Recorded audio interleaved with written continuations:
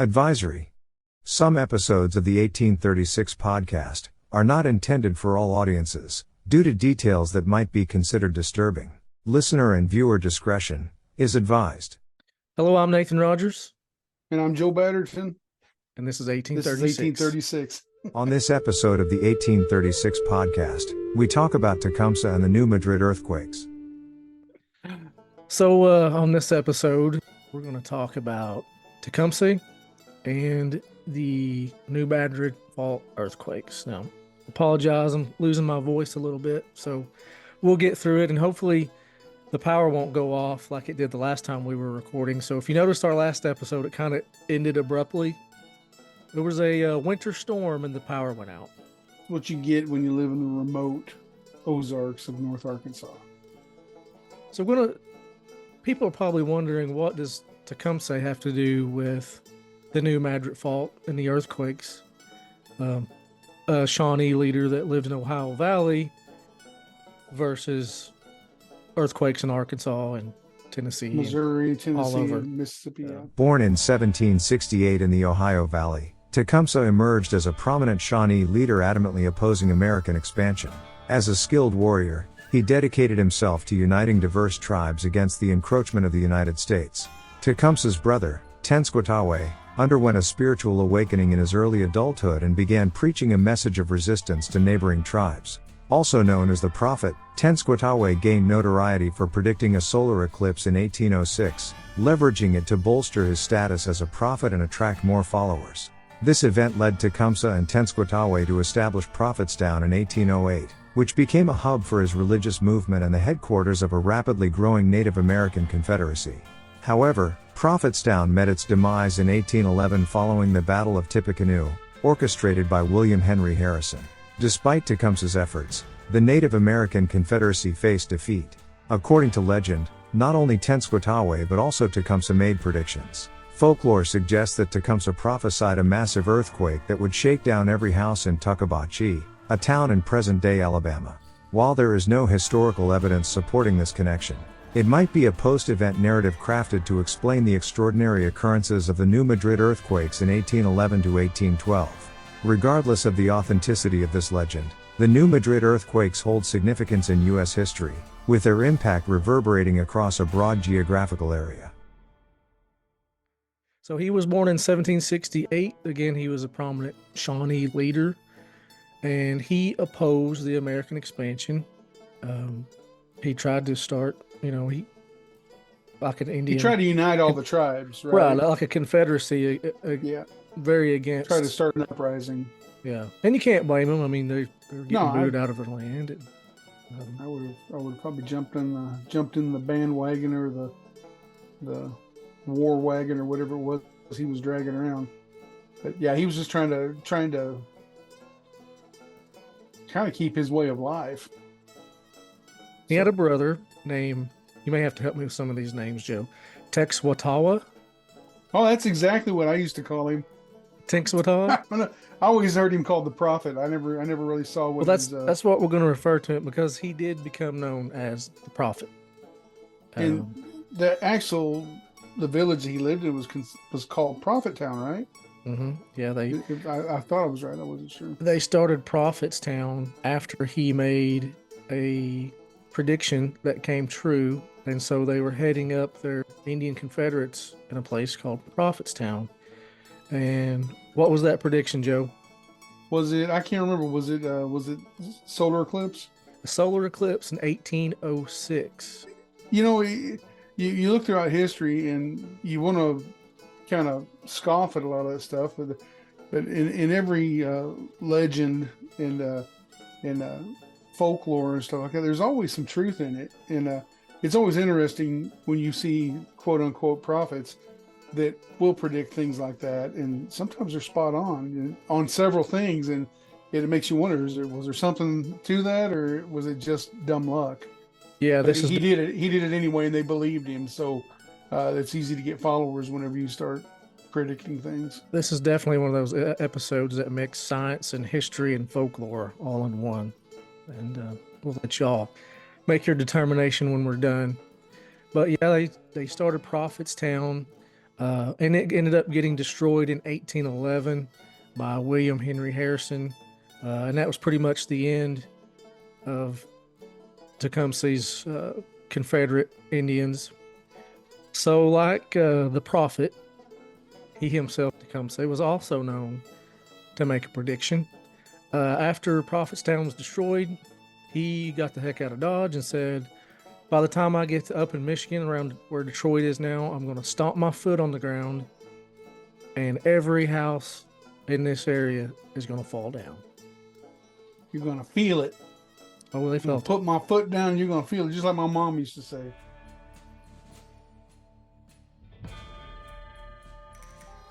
In the tradition of a compelling mystery, the narrative surrounding the New Madrid earthquakes commences with an air of fascination.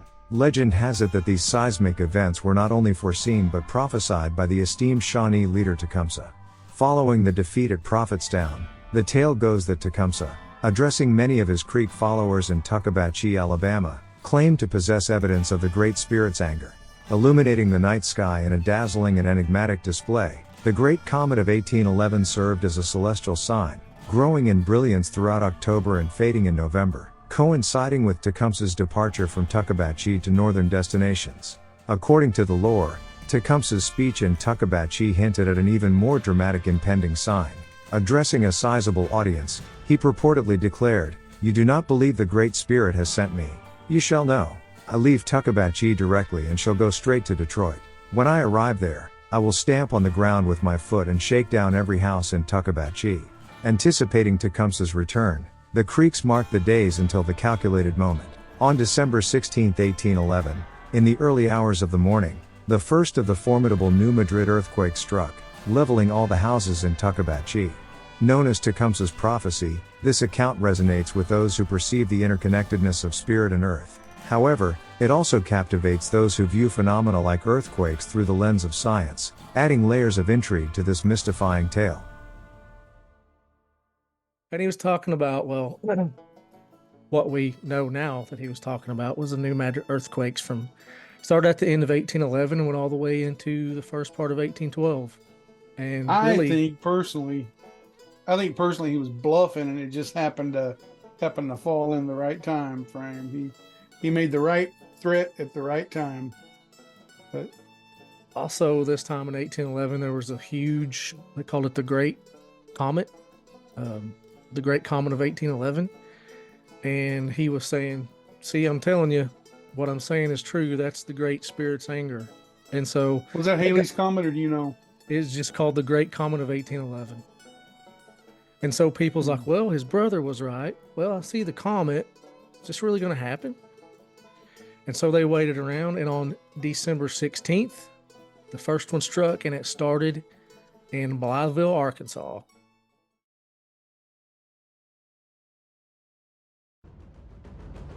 The New Madrid earthquakes of 1811 to 1812 were a series of powerful earthquakes that occurred in the New Madrid seismic zone, located in the present-day states of Missouri, Arkansas, Tennessee, and Kentucky. At approximately 2:15 a.m. on December 16, 1811, the initial and most formidable earthquake struck northeast Arkansas, now identified as Blytheville, with an estimated magnitude of 8.1. Two more substantial earthquakes followed. The first on January 23, 1812, around 9 a.m., with an estimated magnitude of 7.5, and the second on February 7, 1812, at approximately 3:45 a.m., with an estimated magnitude of 7.7. Some say the third earthquake was actually just as powerful, if not more than the first. The repercussions of these events were extensive, resulting in significant damage to residences, barns, and structures stretching as far as St. Louis and Cincinnati, Ohio, roughly 360 miles away. The aftermath included sand blows, riverbank failures, landslides, and the formation of sunken land. Aside from the shaking, the earthquakes triggered peculiar natural occurrences in the region. Residents recounted witnessing earthquake lights emanating from the ground, a phenomenon scientists attribute to seismoluminescence, likely generated by the compression of quartz crystals in the earth. Additionally, water ejected from the ground or the Mississippi River exhibited unusual warmth, potentially a result of the intense shaking and subsequent friction, or the light emitted by the squeezed quartz crystals. During the quakes, the skies darkened, and residents observed that illuminated lamps failed to provide adequate light. They also reported a noxious odor in the air that was challenging to breathe, a condition scientists hypothesize resulted from a combination of dust particles and warm water molecules forming a smog-like cloud. The intensity of the February earthquake was so strong that it caused the Mississippi River to reverse its flow for several hours. Violent waves swept away boats, towering banks crumbled and collapsed into the river, and sandbars and portions of islands yielded to the force. Entire islands vanished as the ground surged and subsided, causing trees to bend until their branches intertwined and deep cracks opened. Furthermore, the quakes led to the creation of new bodies of water. Both Lake St. Francis in Arkansas and Reelfoot Lake in Tennessee emerged as natural lakes shaped by the earthquakes. The alterations in the course of the Mississippi River, prompted by these seismic shifts, resulted in the formation of multiple lakes, ponds and swamps in the region. The earthquakes lasted for up to 3 minutes, extending their impact over an expansive area of 50,000 square miles. Their reverberations reached as far as New York City, Boston, and Washington, D.C., with reports of their effects spreading widely. Even President James Madison and his wife Dolly experienced the quake within the White House, while the shaking was felt to the extent that church bells rang in Boston. Between December 16, 1811, and March of 1812, more than 2,000 earthquakes were reported in the central Midwest, with an astonishing 6,000 to 10,000 earthquakes recorded in the Boot Heel of Missouri and northeast Arkansas. Despite the significant damage and some loss of life caused by the main earthquakes and their intense aftershocks, the lack of scientific tools and limited news-gathering capabilities of that era prevented a full capture of the magnitude of the events. This thing was so powerful,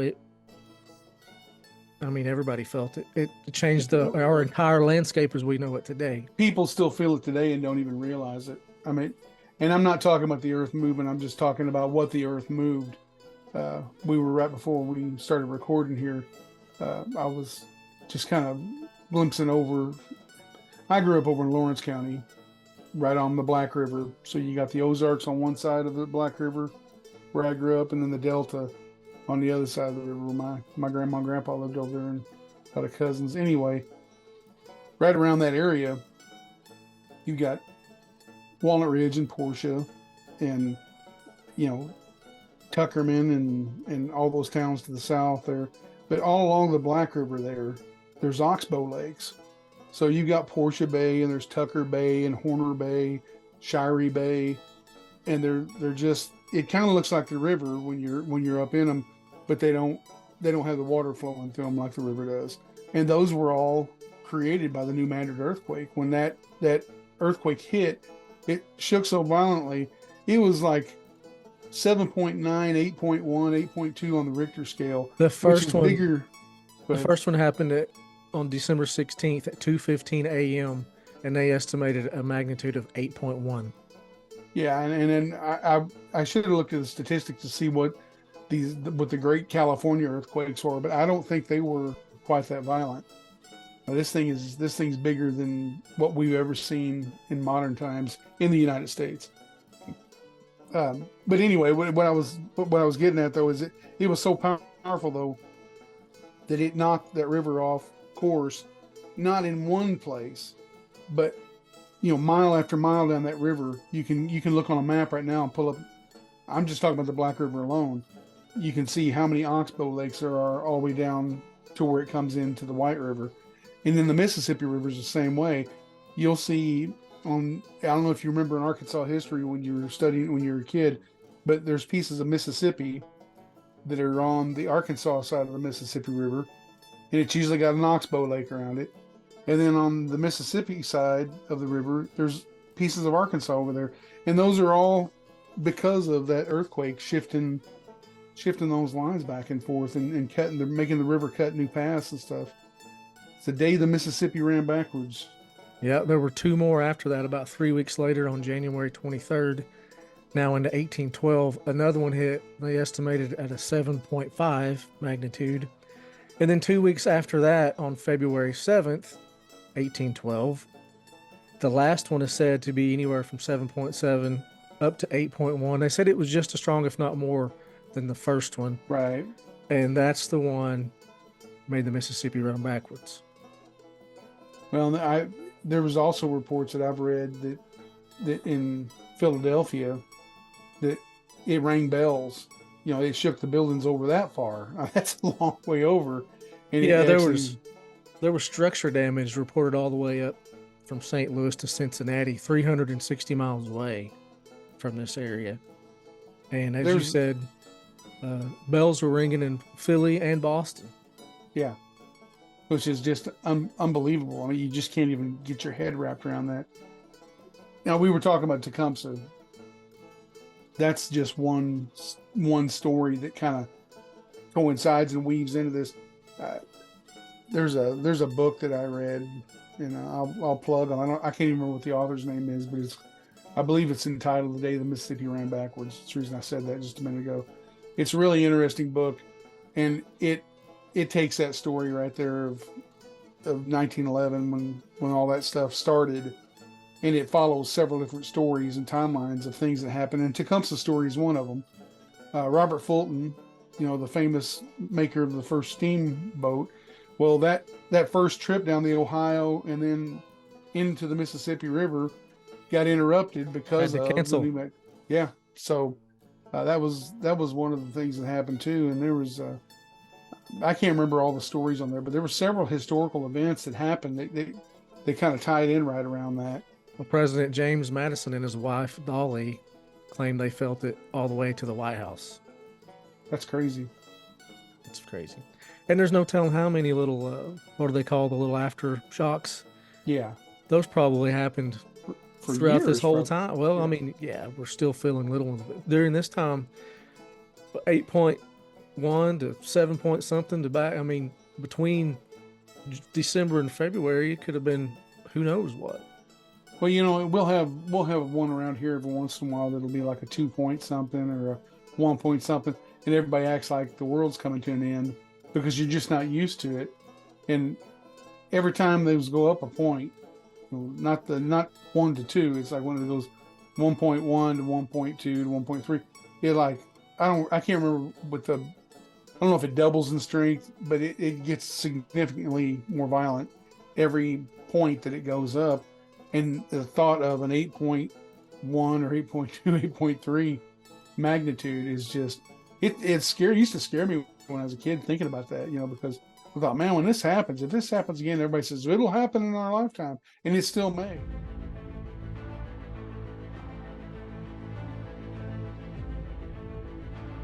Over the past 4,500 years, a number of major earthquakes of magnitude from 7.0 to 8.0 have occurred in the New Madrid seismic zone. The area remains seismically active with irregular occurrences of small earthquakes. Scientists believe another strong quake will impact the region again at some point in the future, and they continue to study this fault and other seismic zones to better understand their behavior and potential for future activity. However, predicting earthquakes with certainty is not currently possible due to the complex nature of the processes involved. The likelihood of another large earthquake in the New Madrid seismic zone is a subject of ongoing research and debate among scientists. The U.S. Geological Survey estimates that there is a 7 to 10% chance of a magnitude 7.5 or greater earthquake occurring in the region within the next 50 years. The probability of an earthquake of magnitude 6.0 or greater occurring during the same time period is somewhere between 28 and 46%. It's gonna shake some stuff up. And the other thing is, we'll try to scare everybody to death with this podcast. The area wasn't as populated back then as it is now. So that's another thing that's kind of scary about it, because you got Memphis sitting there, you got Jonesboro, you've got, Paducah, Kentucky, you've got St. Louis, you've got, all those bigger cities up and down the river. They said when this happened that I think St. Louis, Missouri's population was only like 7,600 for the whole city. I mean, we got Millions. more in our county. This happens again, it will affect millions of people. Yeah. And people think, oh, my house won't fall down and crumble. It's not a skyscraper. You need to worry about your house sinking into the earth, because they were seeing things that looked like waves coming, and it was developing these huge sinkholes. You said earlier about the lakes. It created the St. Francis Lake in Arkansas and the Real Fort Lake in Tennessee. And Real foot, yeah. I'll tell them how many lakes and ponds and swamps came from this. Well, go up into Shannon County, Missouri, up on the other side of West Plains, and there's lots of springs, and you got the Jacks Fork and the Current River over there, and 11 Point River comes out below that in Oregon County. But anyway, if I lived over in that area for a while, and there's tons of sinkholes over there, and I know that a lot of that was caused from that New Madrid earthquake, and it was just basically caves collapsing, because of I think, up in the hills, I always heard that anywhere you've got good limestone bedrock, it's not as bad as it will be like in the Delta where there's just nothing but that sand and clay over there. But I'm reading here, between December 16th, 1811 and March of 1812, 6,000 to 10,000 recorded earthquakes in the Boot Hill of Missouri and northeast Arkansas. This year? No, back when this happened. Well, back when that happened. I wonder what the statistics are now. I know that there's little tremors and stuff that happen all the time. And every once in a while we'll get a good one. It sounds like thunder or something, and you get jump on Facebook and people, did you feel that? Did you feel that? Yeah. And then if you go to the website, the geological folks, it will say, give it a couple hours, maybe the next day, where they detected all the earthquakes are. And you can see them here all the time, but some of them are just so small we don't even feel them. And some of ours we got up here are not coming off the New Madrid fault. They're coming off from other little fault lines. I know they were doing a lot of fracking down south of us. Watch your mouth. Ago. Don't you tell me your fracking story. But they were, I don't know exactly how they do that. I think they run water into the ground, or they pump something into the ground to get the gas and stuff to come out. But when they do too much of that, sometimes it'll cause everything to shift in there, and it was causing little tremors up in this area. Yeah, and if this happens again over there, if the president can feel in the White House, we're going to feel it right where we're at. Yeah. Oh, definitely. When I'm floating the creek or the river, I'll see this huge rock in the middle of it, and I'm thinking, how did that get there? I wouldn't be surprised a bit if it was because of this. Maybe it fell off part of a bluff, or maybe even came up from out of the ground. Yeah, I mean, there's lots of things can cause rocks and stuff like that to move, but earthquake is a quick way for big things to move around quickly. So, yeah, so another tidbit talking about current times, the U.S. Geological Survey estimates there's a 7 to 10% chance of a magnitude 7.5 or greater in this region within the next 50 years. The probability of a magnitude 6.0 or greater of earthquake in this area is 28 to 46% likely. That's still a 6.0, still a pretty big earthquake. Yeah, I don't really want to see that happen, but yeah, it's interesting. I mean, it's kind of fascinating and scary all at the same time that that it'll sit dormant for so long and nothing will happen. And then all of a sudden something like that event happens, and New Madrid, Missouri, over I think it's just kind of up in that Boot Hill area. I think half of it just fell off into the river when all that happened. That's, like I said, you get cities like Memphis that are built right on the river. Who knows how solid that is up under there. I mean, it might not shift at all, and maybe they've taken some of that stuff into consideration in the newer buildings they built. I know out in California where they have a lot of that, there's codes and they can only build a certain way, or else they won't let them build just because of the earthquake stuff that goes on. I'm just glad it's not more active than it is. But that earthquake right there, though, it's always been fascinating to me. You were talking about houses sinking into the ground, and you just alluded to that, what I'm getting ready to say. But I was reading an eyewitness account, and I think it was in that book that I was just talking about, where somebody was like on a prairie area, like kind of like the West Plains area was at one time, where there's, it's not the Great Plains, but it's somewhere over in Tennessee. And they were talking about this, they were out in this field when this happened, this big long prairie, and they could just see the earth, just like you said, coming in. It looked like tidal, like waves coming in off of an ocean, and it was just trees were coming up and going back down, and just you start reading some of those eyewitness accounts, it's kind of mind blowing. Yeah, they said the sky turned real dark. It's from all the dust and dirt, shaking and blowing around.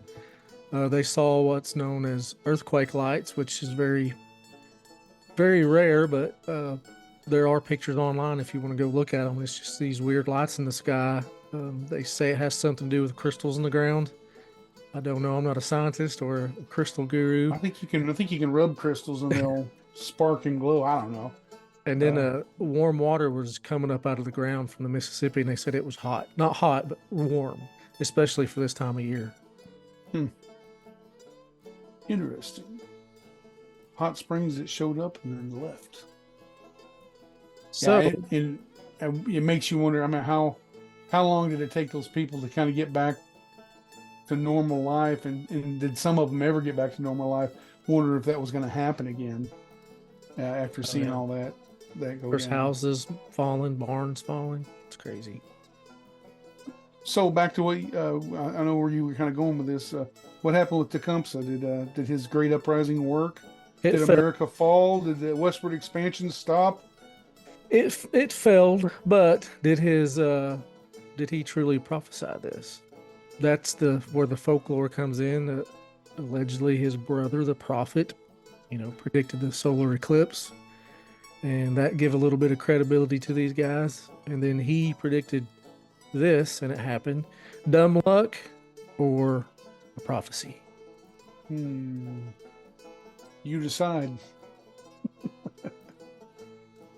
Just another cool thing that happened in Arkansas at some point. Started in Blytheville, and then felt all the way to Washington, D.C., and up to New York. Ain't no telling where all they felt. They could have felt it in South America. We will never know. We'll never know. But, I think that's about all I got. You got anything else extra? Nope. No, I think I'm earthquaked out. That's some interesting stuff though. But anyway, there's some good fish in lakes over there because of it. So something good came out of it. Yeah. Got a couple new lakes, and what'd you call them? Oxbow lakes. Oxbow lakes. Yeah, because they were shaped like an oxbow. That went around the oxen's neck when they were hooked to wagons and stuff. So just kind of a horseshoe shape. There was a few good things that came out of it, and hope that I don't find out if anything bad or good comes out of it in my lifetime. So, all right, that about wraps it up. Follow us on all the social media websites and check us out on Spotify, Apple, iHeartRadio, iTunes, YouTube, all those places. Give us a like and a share. We'd appreciate it. Thanks for joining us. YouTube and my tube.